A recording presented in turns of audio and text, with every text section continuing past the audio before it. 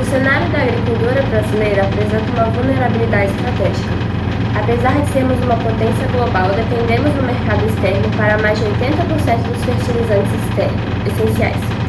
Segundo o Plano Nacional de Fertilizantes, essa dependência de poucos fornecedores nos expõe a riscos geopolíticos, sanções e rupturas logísticas. De forma a lidar com isso, a estratégia do Plano Nacional é reduzir essa dependência para níveis de 45% a 50% até 2050. O plano foca em inovação tecnológica para mitigar as perdas de nutrientes, que hoje variam entre 50% e 90%. Além disso, as políticas públicas integradas visam reduzir vulnerabilidades ao promover a isonomia tributária entre produtos nacionais e importados, modernizar a infraestrutura logística e ampliar o mapeamento geológico do território para atrair investimentos privados. No Espírito Santo, essa questão é vital, já que o agronegócio corresponde a 30% do PIB estadual. O Estado é protagonista na produção de café Cornilon, mas enfrenta um desafio social. 73% dos nossos produtores são pequenos e médios de base familiar. Diante disso, como consultores, observamos que existe um abismo entre inovação e o campo, o que mantém o produto dependente de aplicações excessivas e ineficientes de fertilizantes. Para entender o cenário atual, precisamos olhar para a trajetória da agricultura capixaba. Historicamente, saímos de uma economia baseada na cana-de-açúcar e na extração de madeira no litoral, para a cafeicultura no século XIX. Esse processo foi marcado pela criação de núcleos coloniais para imigrantes europeus, o que consolidou o modelo de pequenas propriedades familiares que define nosso estado até hoje. Por muito tempo, o café foi o único pilar da nossa economia. Porém, a partir dos anos de 60, o cenário mudou drasticamente com o programa de erradicação dos cafezais. Isso gerou um intenso êxodo rural, mas também abriu espaço para novos projetos industriais. A partir dos anos 70 e 80, iniciamos uma fase de modernização tecnológica com o apoio de órgãos como o INCAPER. Foi nesse período que o café Conilon se tornou estratégico, tornando o Espírito Santo o maior produtor nacional dessa variedade. Hoje, a agricultura familiar é a nossa base social e econômica. Porém, essa modernização trouxe um novo desafio, a dependência de insumos externos. O uso intensivo de fertilizantes químicos, essencial para manter a produtividade na pequena propriedade, aumentou a nossa vulnerabilidade às oscilações do mercado global. Como já foi dito, perde-se atualmente metade dos nutrientes aplicados no solo por falta de tecnologia e dados. Diante disso, estamos em um momento de transição histórica, saindo da agricultura 1.0 para a agricultura 4.0. Nossa primeira solução para essa mudança é o sensor de solo 8 em 1 da Usina Info, que é um investimento acessível de aproximadamente R$ 1.600. Esse dispositivo se conecta direto no celular via USB-C e, em tempo real, ele entrega níveis de nitrogênio, fósforo, potássio e outros 5 parâmetros fundamentais para o manejo do solo. Conforme dados da Usina Info de 2026, essa tecnologia permite identificar carências nutricionais e excessos de acidez antes mesmo da planta apresentar sintomas visíveis. Mas o diagnóstico sozinho não basta. Para consolidar a eficiência, entra em cena o sistema Microline da Zilli. Com tecnologia de distribuição volumétrica, ela faz a aplicação cirúrgica onde o sensor indicou a necessidade. Essa integração tecnológica gera resultados comprovados. De acordo com um estudo de impacto em sistemas de agricultura inteligente, publicado em 2025, o uso de sensores diretos e a aplicação precisa pode aumentar o lucro líquido em até 53% e reduzir o uso de fertilizantes em 18%. Além da economia financeira, o sistema registrou uma preservação de 800 litros de água por hectare, evitando a contaminação do solo e das águas capixabas. E para que essa inovação chegue à ponta, o projeto deve ser apresentado à FAES. A questão dos fertilizantes não é apenas técnica, é geopolítica. O Brasil é o quarto maior consumidor mundial, mas nossa vulnerabilidade ainda é extrema. Em 2025, atingimos a marca de 49 milhões de toneladas entregues, e 42,82% disso foi importado.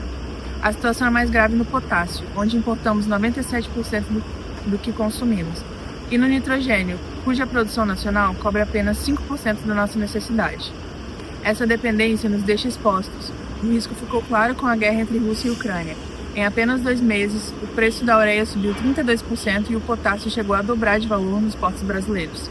Conflitos no Oriente Médio também provocaram altas imediatas, como a subida de 67% no preço da ureia registrado em 2025.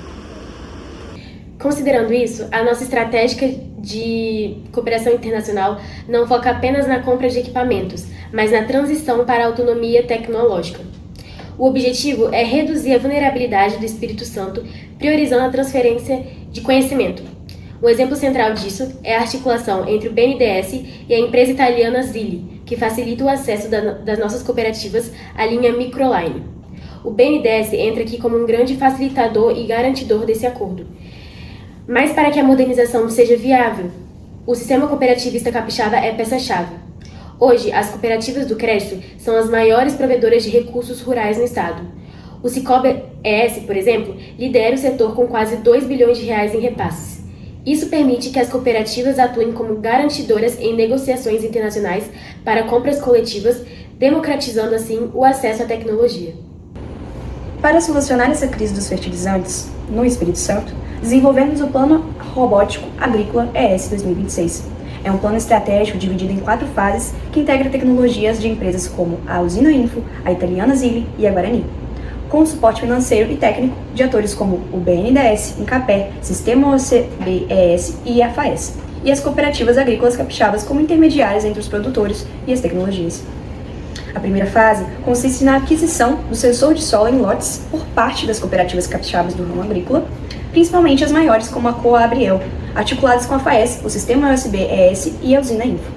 No modelo de utilização do regime de comodato, o acesso ao SS8CU seria adequado aos associados e produtores agrícolas interessados que não têm condições financeiras para comprar o sensor ou querem realizar um teste de experimentação antes de adquirir o equipamento. O sensor realizará a análise de solo do cultivo para que os produtores tenham em mãos as medidas exatas de excessos, escassez e equilíbrio, para que saibam como adubar a terra para o plantio antes de iniciar essa fase do processo. Na segunda fase do projeto, a unidade de dosagem volumétrica da Microline seria trazida para as cooperativas agrícolas para que os produtores possam, além de realizar com precisão a análise do solo, também apliquem com precisão os fertilizantes na propriedade. Para articulação com a empresa italiana Zilli, o BNDES seria o principal facilitador e meio de garantir um acordo comercial. Na fase de aplicação, consideramos o contexto dos produtores que não têm maquinários necessários para a instalação da unidade de dosagem volumétrica da Microline. Isso porque na zona sul do estado, o relevo e as estradas dificultam o uso de grandes máquinas, além do Espírito Santo ser um estado de forte agricultura familiar, ou seja, a maioria dos agricultores não precisa desses maquinários devido ao tamanho da propriedade e da produção. Neste caso, haverá o incentivo de aquisição do aplicador de microgranulados da Guarani, que por ter sido obtido em grande quantidade e a compra subsidiada pelo BNDES, barateando assim o preço do equipamento de aplicação de precisão dos fertilizantes, o trâmite entre a empresa paulista e as cooperativas será facilitado pelo sistema OCB-ES e a FAES também. E por fim, a quarta fase é o monitoramento. Após a colheita, o sensor SS8CU entra em cena novamente para avaliar a fertilidade residual do solo, preparando a terra para o próximo ciclo com máxima eficiência. Para que este plano funcione, executaremos estratégias paralelas de educação e conscientização, combatendo a barreira da desinformação sobre as novas tecnologias. Além disso, o projeto se conectará ao agro inventores, desafiando a nova geração a adaptar e melhorar essas ferramentas robóticas para a realidade capixaba, garantindo que o Estado não apenas importe tecnologia, mas desenvolva sua própria autonomia a longo prazo. Agora, vamos assistir um trecho da entrevista que fizemos com o diretor de desenvolvimento cooperativista da OCB-ES. Esses são assuntos que a gente está direto discutindo, seja ele tarifaço, ou guerra da Ucrânia, ou a tensão que tem no Irã. Quando tem algum fórum de discussão, seja aqui no estado, fora, muitas vezes as próprias cooperativas elas não vão. Então quem vai é a gente para falar em nome delas. A gente acaba representando e tem que estudar muito esse assunto também. No ano passado, não sei se vocês vão lembrar, se estão inseridos nesse meio, o café ele sofreu uma explosão de preço. Sim. Mais de R$2.000 a saca do Conilon, uma coisa que era inimaginável para o produtor de Conilon dos anos 2000, por exemplo. E aí muitas pessoas achavam, chutavam motivos para isso e tal, não sei o quê, mas o que de fato aconteceu foi justamente uma influência dessas tensões externas. O Brasil ele concorre diretamente com o Vietnã na produção de robusta, né, e o Espírito Santo é o maior produtor nacional de Conilon, que é uma variedade do robusta. E quando o Vietnã ele exporta o seu café, ele passa por um canal que chama Canal de Suez, que fica lá no Oriente Médio. E aí, no meio dessas tensões aí de guerra, é muito comum isso também, o canal foi bloqueado. Então, quando esse canal foi bloqueado, os contêineres do Vietnã, eles pararam de passar por dentro do Canal de Suez. Eles passavam por trás da África para chegar na Europa. Só isso aqui gerava um custo de mais de $500 por container do Vietnã, que é o nosso principal concorrente. A Europa olhou e falou, pô, eu não vou pagar $500 a mais no container para comprar café do Vietnã. Se eu posso comprar do Brasil, sai de Santos e vem direto. Vieram comprar um café brasileiro. Quando você aumenta a demanda, com a mesma quantidade de oferta, o preço vai lá para cima. Então, aí é a primeira parte da linha do tempo. As tensões de fora afetaram o preço do café aqui no estado. Muitas pessoas que nunca plantaram café na vida começaram a plantar, a demanda por fertilizante aumenta. Eu não tenho a mesma oferta porque os produtores de fertilizantes, vocês sabem disso, eles são lá de fora. Hoje, acho que 85% do fertilizante que o Brasil usa vem de Rússia, Canadá e Belarus, eu acho, um país assim. E essa demanda ela acabou aumentando. Isso foi no ano passado. O preço do café ele voltou ao normal, hoje está ali R$800, R$900 a saca, porque o Canal de Suez eles liberaram essa passagem. Só que agora tem a questão do Estreito de Hormuz lá, que é onde passam os fertilizantes. Novamente, bloquearam o estreito e os fertilizantes não estão passando por lá mais. Com isso, as principais fontes de nitrogênio e potássio dos fertilizantes que são usados aqui no Brasil, eles vêm lá da região do Oriente Médio. Então, novamente, o preço aumenta. Então, a questão do tarifaço também foi outra questão que nós discutimos bastante aqui, que foi criado um comitê de crise pelo vice-governador, a gente participou de várias mesas de debate lá, e a gente sempre falava, porque vinha pra gente a pergunta, por isso que eu estou falando, aqui é muito mais fácil de responder. Vinha pra gente assim, mas qual é a estratégia que o produtor vai adotar? Isso o vice-governador perguntando para mim. Aí eu falava lá, e muitas vezes a diretoria da OCB estava presente também, aí eles olhavam para mim assim, olha gente, aí teve uma vez que eu falei, o produtor ele não tem que ter estratégia nenhuma nesse assunto. A estratégia do produtor é reduzir seu custo, mas ele não vai traçar uma estratégia para fazer cair o tarifaço. Essa é uma relação governamental. Quem vai decidir se o tarifaço vai cair, vai continuar, se as guerras vão cair ou vão continuar, não é o produtor. O produtor tem que se preparar para gastar menos. Esse é o principal ponto. Porque a partir do momento que ele traça um planejamento da propriedade e você para de gastar R$1.000 para produzir e começa a gastar 600, eu consigo usar menos fertilizante, necessitar menos desse fertilizante. E como fazer isso? Fazendo análise de solo, fazendo estudos, preparando o que eu tenho que plantar, quando que eu vou colher e o que eu vou ter que aplicar.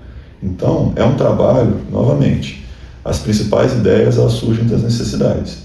Nesses momentos de tensão, de preços altos, de preço baixo, de variações, porque isso vem e vai, tá, gente? Isso acontece e não é uma crise que vai começar agora, acabar ano que vem e depois nunca mais vai voltar. Isso sempre acontece. Então o produtor tem que estar preparado, porque não é ele que vai decidir se a guerra vai acabar ou vai continuar. Mas ele tem que estar preparado para cada vez gastar menos na sua propriedade e estar preparado para esses momentos. Aí você vai falar, mas é difícil, o produtor tem pouco dinheiro para investir em tecnologia, como é que ele vai fazer e tal. A cooperativa está aí para ajudar nisso. A cooperativa faz essa ponte tecnológica, toda essa ponte de informações, a cooperativa pode ajudar o produtor. Então, quem tem que ter estratégia para acabar com guerra, acabar com tarifaço e outras medidas afins, é o governo. São relações internacionais, que é o curso que vocês fazem. E quem tem que ter estratégia para ajudar o produtor a se preparar para esses momentos são as cooperativas, são os órgãos de extensão, somos nós aqui junto com as cooperativas ajudando a levar essa informação para o governo, por exemplo, para que eles consigam defender a gente lá em Brasília, nos Estados Unidos, no Irã, na Rússia, na onde for. Considerando os aspectos discutidos, observa-se que a questão dos fertilizantes ultrapassa os limites de produção agrícola e assume caráter estratégico para a economia, para a segurança alimentar e para a soberania nacional. A agricultura 4.0 não é apenas modernização, é a nossa defesa contra riscos geopolíticos e a alta dos preços internacionais. No Espírito Santo, essa inovação tem um papel social fundamental. Em um estado marcado pelo relevo acidentado e pela força da agricultura familiar, tecnologias como sensores portáteis democratizam o acesso ao que antes era restrito aos grandes produtores. O sucesso desse modelo depende da união entre tecnologia, cooperativismo e políticas públicas. Mais do que uma resposta à crise de insumos, esse é um passo estratégico para a agricultura capixaba autônoma, sustentável e preparada para os desafios globais do futuro.